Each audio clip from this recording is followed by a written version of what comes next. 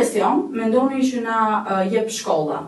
Pra, me shkolla përfshi notat, mësuesit, nxënësit e gjitha me radhë. Për këtë moshën e kemi, shkolla mendoj që është stresi kryesor që ne kemi.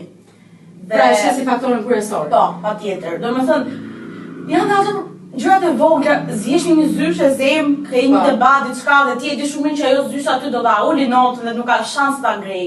Po, kështu funksionon nga shkolla ime më saktë, nuk e di nëse shkolla të tjera. Përgjithësia shumë guxon. Është stres, patjetër që është stres edhe janë, do të them diçka në fakt, se tani që kam rastin do ta them. Kam shumë pak më vogël, 9 vjeçare, një profesor më tha, ti je analfabete, tha dhe do shesës banane.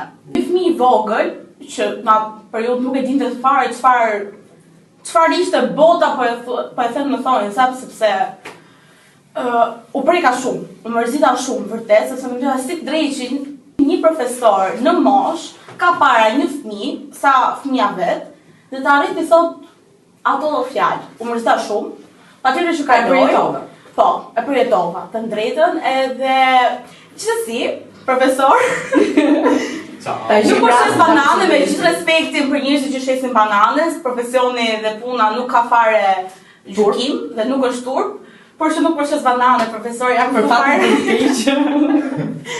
Por që ndodhe dhe në gjimnazë, dhe në gjimnazë patjetër kemi pas probleme dhe me zyshat dhe me shumë. Edhe me nxënësit, mendoj që problemi jonë kryesor vjen nga njëri tjetri, kupton? Stresi i parë, unë zje për shembull me një shoh nga klasa, me një shoqe me dikë, dhe e mbaj gjithmonë gjithë stresin e ditës e mbaj aty, pse ja thash, pse më thash. Domethënë mendoj që problemi jonë kryesor vjen nga njëri tjetri. E kuptoj.